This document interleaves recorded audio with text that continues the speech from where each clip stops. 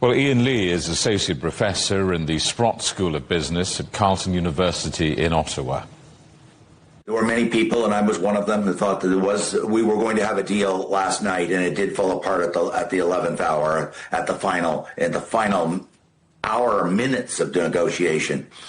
My own interpretation is that the interjection in Canada yesterday of 3 different premiers of provinces. So these are not the Prime Minister of Canada. These are governments that are state governments, provincial governments. And the Premier of Manitoba said he just didn't support it. And the Premier of Quebec, the French-speaking province in Canada, also indicated deep unhappiness with the deal.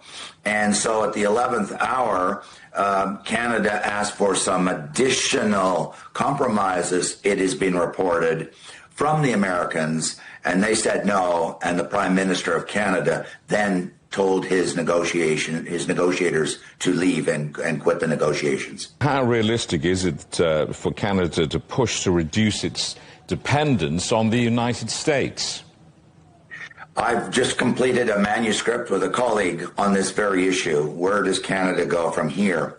There are some Canadians who say we should just walk away from the United States and we will pivot to Europe and pivot to Asia Pacific. And while many Canadians, I certainly support the idea of trade diversification, increasing exports to Europe and Asia Pacific. The idea that we can walk away from the United States, where we have shared 2.5 centuries, and in a border that is 8,800 kilometers long. And according to Statistics Canada, 90% of Canadians live within 150 kilometers of the U.S. border. We're strung out across Canada, hugging the U.S.-Canadian border.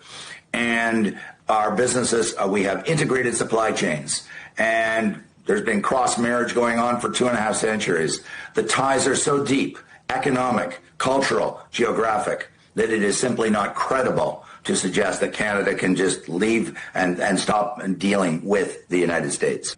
How much of this is about policy? How much of this is about personality? And how many people in Canada are waiting for Mr. Trump to shuffle off? I mean, realistically, how much is he a part of any of this?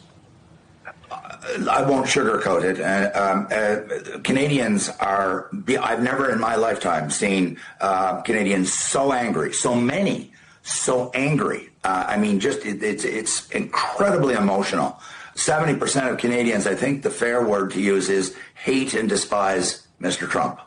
And so his personality and his comments throughout the last 2 years have enraged Canadians. And I think that that's making it more difficult, much, much more difficult for the leadership, for the Prime Minister and the Premiers to come to a deal, because there are so many Canadians so angry. There's almost half of Canadians don't want any compromises whatsoever. Well, of course, you cannot have trade negotiations between any two countries without some compromises on both sides. So Mr. Trump is making it far, far more difficult to come to an agreement.